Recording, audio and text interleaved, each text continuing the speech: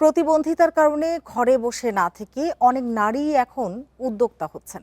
অনলাইনে পণ্য বিপণনের সুযোগে জীবনের গতিপথ ঠিক করে নিতে পারছেন তারা। তবে শুধু অনলাইনে প্রচারে ব্যবসা বাড়ে না, অংশ নিতে হয় মেলাতেও। রাজধানীর গুলশানে প্রতিবন্ধী এমন নারীদের পণ্যের মেলায় তাই অনেকেই অংশ নিয়েছেন।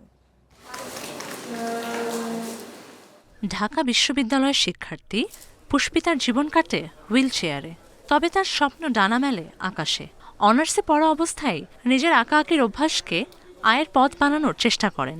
নিজের ফেসবুক পেজটি করোনাকালে ব্যাপক সাড়া পায়। প্রতিবন্ধকতা ডিঙিয়ে স্বপ্ন সত্য করার অনুপ্রেরণা হয়ে উঠেছেন পুষ্পিতা।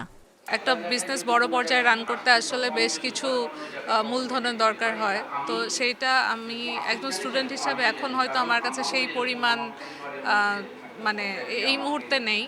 সুবর্ণ নাগরিক ফাউন্ডেশনের উদ্যোগে এই মেলায় পুষ্পিতার মতো অনেকেই এসেছেন। লক্ষ্য ব্যবসার সুযোগ বাড়ানো, ক্রেতা পাওয়া। এ ধরনের মেলার আয়োজন ব্যবসার সম্প্রসারণের পাশাপাশি আত্মনির্ভরশীল হতে সাহস যোগায় বলেও জানান উদ্যোক্তারা।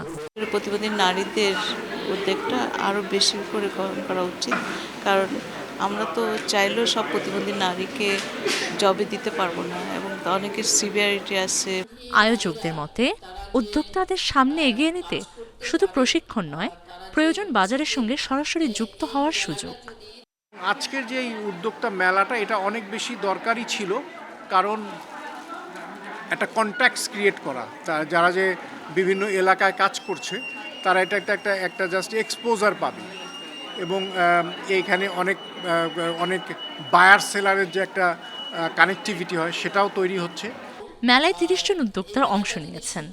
বেশিরভাগ স্টলে খাবার, শাড়ি, গহনা আর 3 পিস বিক্রি হচ্ছে।